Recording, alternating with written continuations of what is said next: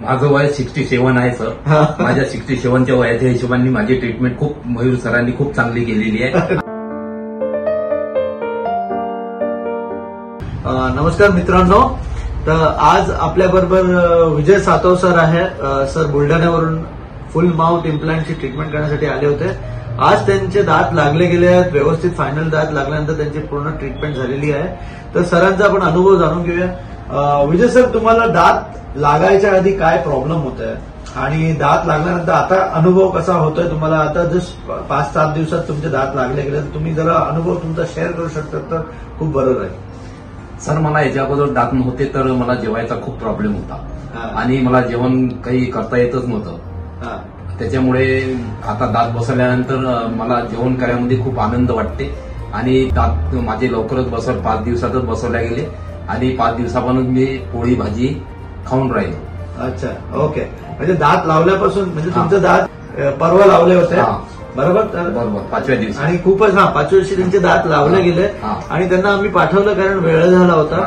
त्यांची chewing efficiency taste आम्ही जे नेहमी करतो, ठीक आहे, पेशंटला दात लावल्यानंतर इमिडिएटली आम्ही त्यांना सँडविच खायला देतो, तर ते लेट झाल्यामुळे आम्ही केलं नाहीये. पण आज आपण ती टेस्ट करून दाखवूया. हे तुमच्यासाठी आज आम्ही सँडविच आणलंय.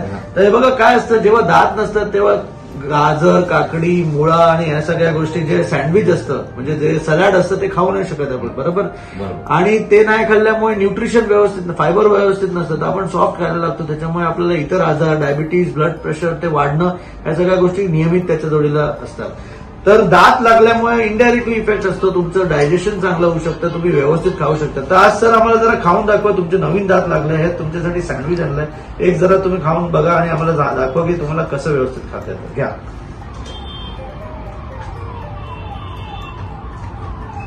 व्यवस्थित चावता येतंय? एकदम व्यवस्थित. बघा, आता काकडी, त्याच्यात मुळा, काकडी आहे, टमाटर आहे, बीट आहे, ठीक आहे. या सगळ्या पदार्थ असताना पण व्यवस्थितपणे खाता येते तुम्हाला, बरोबर? व्यवस्थित दोघं बाजूने व्यवस्थित, खूप आनंदी आहे. आता हे 5 दिवसाची ट्रीटमेंट झाली, तुम्हाला किती दुखणं झालं? काय दुखापत झाली का? मला दुखापत काहीच झाली नाहीये सर. काहीच झाली नाहीये. आणि तुम्हाला सुरुवातीला मी बोललो होतो तुमचं हाड नरम होतं, कदाचित आपल्याला 2 महिने थांबावं लागेल. पण तरी आम्ही तुमची टेक्निक तुम्हाला सांगू इच्छितो की तुमची इम्प्लांट आम्ही जे टाकले त्याच्यामध्ये बोन कंडेन्सेशन टेक्निकने आम्ही केलंय. त्याच्यामध्ये हाड जरी नरम असेल तरी आम्ही त्यांना कडक केलंय. पण हे प्रत्येक पेशंट टू पेशंट डिफरंट असतं. त्या टेक्निकमुळे आज तुम्हाला आम्ही इमिडिएटली दात देऊ शकलो, बरोबर? बरोबर सर. आणि आता तुम्हाला एकदम व्यवस्थित वाटतंय. हा, खूप आनंदी. एकदम हसून दाखवा की. बघा, सरांचे दात देखील एकदम मस्त, एकदम छान झाले आहेत. आता तुम्हाला मी दाखवतो त्यांच्या आतले दात कसे आतले दात दिसतात आहे, ठीक आहे? हे बघा, ते यांचे संपूर्ण दात आहे, ते कृत्रिम दात आहे, इम्प्लांटद्वारा बनवलेले दात आहे.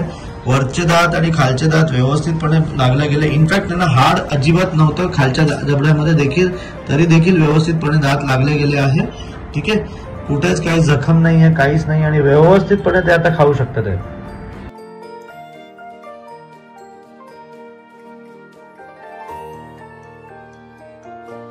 तर बेसिकली जेव्हा तुमचे दात नसतील तर इम्प्लांटद्वारा देखील नवीन दात बसवता येतात. सरांचे बरेच वर्षापासून कवळी घालत होते, तर त्यांना पण इम्प्लांटद्वारा फिक्स दात बसवले गेले. जर तुमचे दात ऑलरेडी असतील आणि लूज असतील, सगळे दात खराब असतील, तरीही आज ही ट्रीटमेंट 5 दिवसात होऊ शकतात. असं नाही की दात काढावे लागतील, जखम भरायला थांबावं लागेल आणि मग तुमचे इम्प्लांट टाकले जातील, मग परत 2 महिन्यांनी, असं नाही. तुमचे दात असतील आणि खराब असतील तरी काढून इमिडिएटली इम्प्लांट टाकून फुल माउथ इम्प्लांट देऊ शकतात, ठीक आहे. तर तुम्ही अजिबात चिंता नका करू. तुम्हाला अशा प्रकारचा काय त्रास असेल तर तुम्ही आमच्या हेल्पलाईनला संपर्क करा. आमची टीम पूर्णपणे तयार आहे तुम्हाला सगळ्या प्रकारची सहायता करण्यासाठी. आणि त्याच्यानंतर त्या हिशोबाने ट्रीटमेंटचे डिसिजन्स घेऊन तुम्ही आमच्याकडे ट्रीटमेंटला येऊ शकता. खूप खूप धन्यवाद विजय सरांना. त्यांनी त्यांचं एवढं सगळं ट्रीटमेंट झाल्यावर त्यांनी मोठ्यापणाने तुम्हाला शेअर केलंय आणि तुम्ही त्यांच्याकडून प्रोत्साहन घ्या आणि तुम्ही तशा प्रकारची ट्रीटमेंट असेल तर नक्की घ्या. तुम्ही तुमच्या वया गटाला काय सांगू इच्छिता की ट्रीटमेंट करायला पाहिजे का नाही? माझं वय 67 आहे सर. माझ्या 67च्या वयाच्या हिशोबाने माझी ट्रीटमेंट खूप मयूर सरांनी खूप चांगली केलेली आहे आणि इथला स्टॉफही डॉक्टर सानिका मॅडम आणि इथला सर्व स्टॉफ खूप चांगला आहे. त्या स्टॉफमुळे मी काहीच असं वाटलं नाही की आपण ट्रीटमेंट केली म्हणून. Thank you so much. तर धन्यवाद. तर हे बघा, हे असं असतं की अशाच प्रकारे प्रत्येक पेशंट आमच्याकडे ट्रीटमेंट करणारा आनंदप्रमाणे राहतो आणि आम्हाला पाहिजे की त्यांनी व्यवस्थितपणे अशीच आजीवन हेल्दी राहावं आणि आमच्याकडे फॉलोअपला येत जावं अशाच प्रकारे.